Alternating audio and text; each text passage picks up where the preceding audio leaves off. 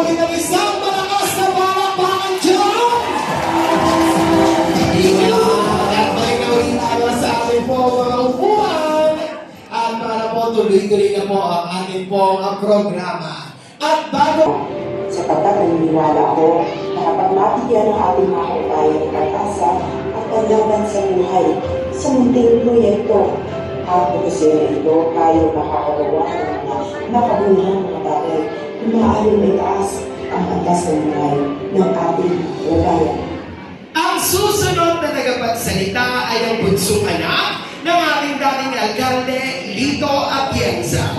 Isang broadcast journalist sa PTV at siya rin ay isang government network at lalatikit ay nasa kanyang puso ang pagiging isang tunay na misyonaryo. Nagtapos ng kanyang pag-aaral bilang political science major in governance.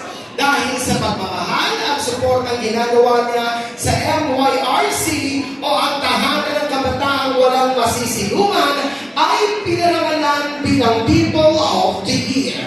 Isang mapag-arugang ina at ang kasalukuyang direktora ng Kababaihan ng Maynila. Palakpakan po natin ang ating Your Next Choice, ang liwanag ng Maynila, Vice Mayor G. Atienza.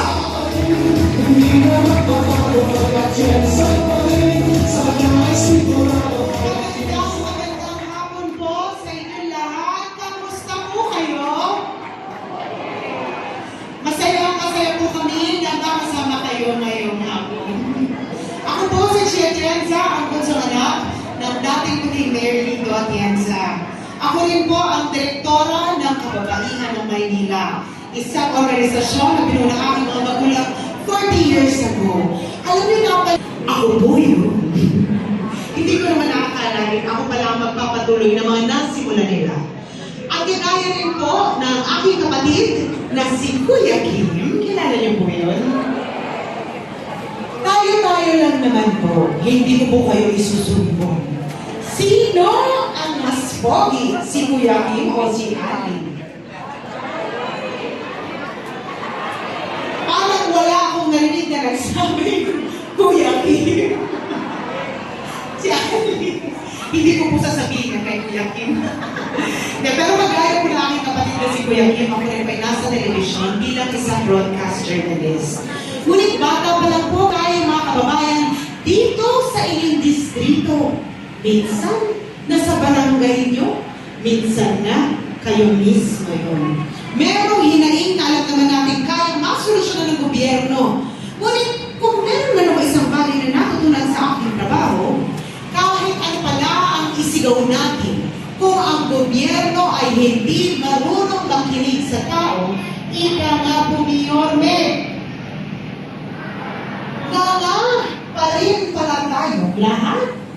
Kaya nung tinanong po niya ako, kumari niya ako maging katambal bilang vice-alcalde, ang inisip ko, may magagawa na rin ako at hindi na lang ako puro boses. Pero bago ko po binigay ang aking oo kay Yorme, tinignan ko muna kung pareho ko ng puso. Dahil bilang isang broadcast journalist, meron po akong mga tinayusuotin ko rin. Kaya nung nakikita niyo si Ali noon, akala niyo bumata si Lito Atienza.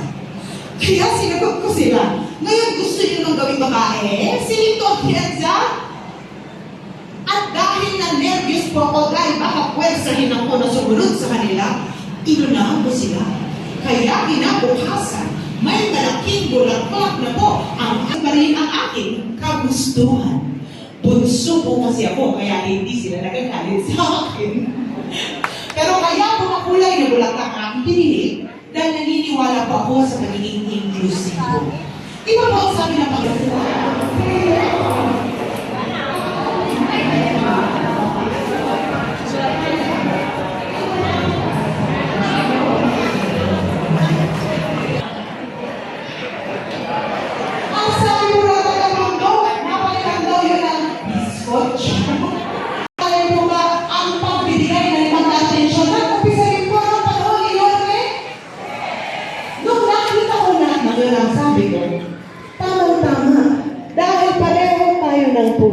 Pareho tayo ng first love, ang mga lolo at lola. Ang pangalawang sektor na aking tinayuan, hindi ko po alam kung alam ninyo, ngunit meron po kaming tinayong bahay ampunan. Ang pangalan po nito ay Home for the Aged. Ay aming mga kapatid na kinuha po ng aming pamilya. Doon ko po nakita na ang hirap palang magkaroon ng kapansanan. Lalo't lalo na kung kayo mabuhay ng may kapansanan. Tinignan ko po ang ginawa niya, pero siya ay alkalde ng Maynila at nalaman ko, dahil sa Job Inclusivity Act, maaari pong